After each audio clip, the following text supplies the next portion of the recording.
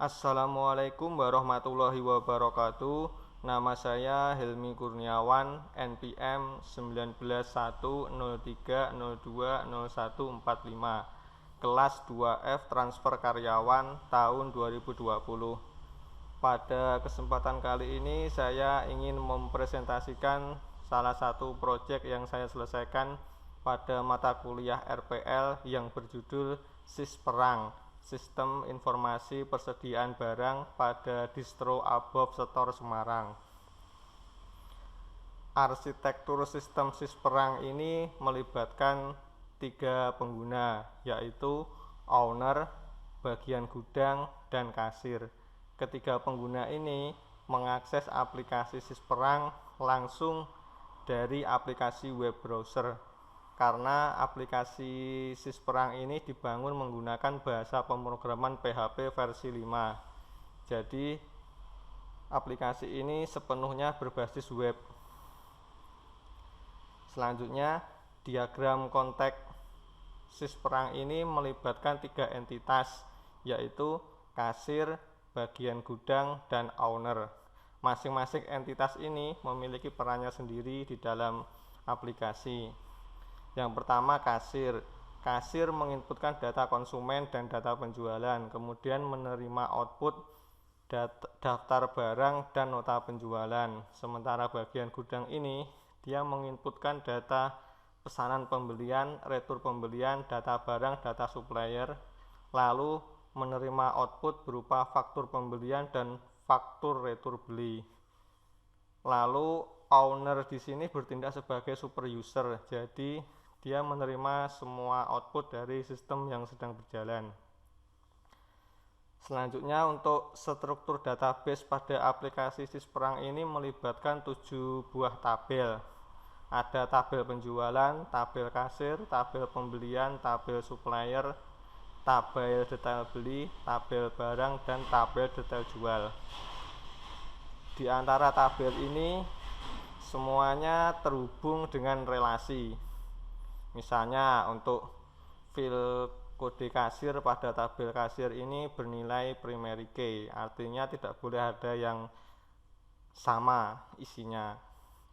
Primary key pada tabel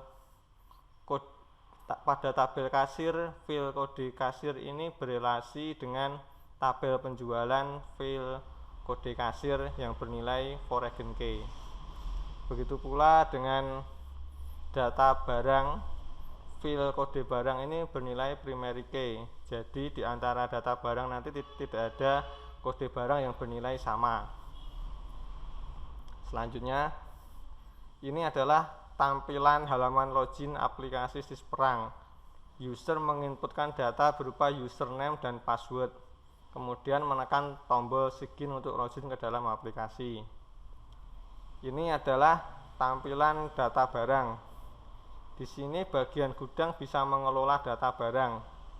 Data barang ditampilkan dalam sebuah tabel yang terdiri dari kolom kode barang, nama barang, harga, stok, dan aksi untuk mengedit dan menghapus barang. Selain itu, data pada tabel barang ini bisa diekspor ke dalam 2 format, yaitu Excel dan PDF. Bagian gudang juga bisa menambahkan data barang dengan mengklik tombol tambah. Ini adalah form tambah barang. Bagian gudang menginputkan data berupa kategori, nama barang, deskripsi barang, harga jual, dan stok. Kemudian ada satuan barang. Selanjutnya menekan tombol tambah, maka data ini akan disimpan ke dalam tabel barang. Ini adalah contoh rekap data barang dalam format Excel dan PDF. Kurang lebih tampilannya seperti ini.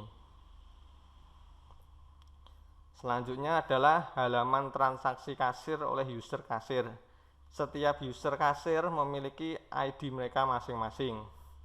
Untuk melakukan transaksi penjualan, pertama-tama kasir menginputkan kode barang, kemudian menekan tombol cari. Nanti nama barang dan harga barang otomatis muncul sesuai dengan database. Selanjutnya kasir menginputkan jumlah barang yang dibeli. Kemudian menekan tombol tambahkan, maka barang tersebut akan ditambahkan ke daftar pembelian. Bagian total ini sudah mencakup total barang yang dibeli oleh pembeli. Kemudian kasir juga bisa menginputkan uang bayaran dari pembeli dan menekan tombol bayar. Lalu struk pembelian akan otomatis dicetak. Ini adalah contoh desain struktur pembelian kasir yang terdiri dari nama produk apa saja yang dibeli, kuantitas, harga, dan total. Selanjutnya ada laporan transaksi penjualan. Ini adalah tabel laporan transaksi penjualan yang terdiri dari kolom ID transaksi, waktu transaksi, kasir, total, bayar, kembalian. Laporan transaksi ini juga bisa direkap dalam format Excel dan PDF untuk laporan. Selanjutnya ada halaman supplier. Halaman supplier ini berisi data para supplier sebagai pemasok stok barang ke gudang. Yang bisa menambahkan data supplier ini super user dan bagian gudang. Di sini ada kolom kode pemasok, nama, alamat, dan nomor HP. Untuk menambahkan data supplier bisa menekan tombol tambahkan. Selanjutnya bagian gudang mengisi detail supplier seperti kode pemasok, nama pemasok, alamat, dan nomor telepon. Selanjutnya menekan tombol tambahkan, maka data ini akan disimpan ke dalam tabel supplier.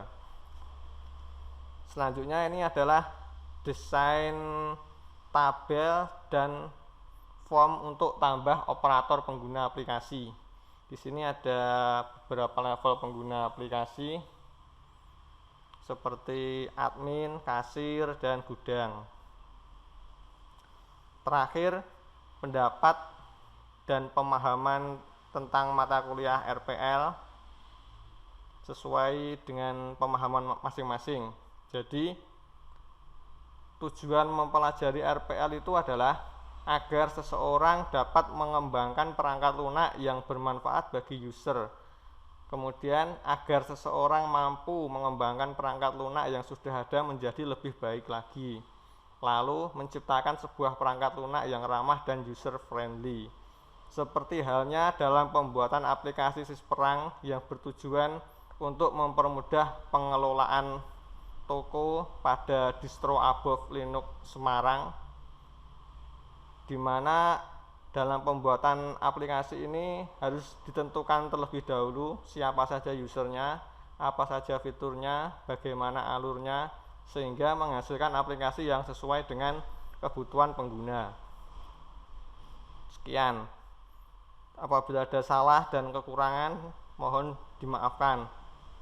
Wassalamualaikum warahmatullahi wabarakatuh.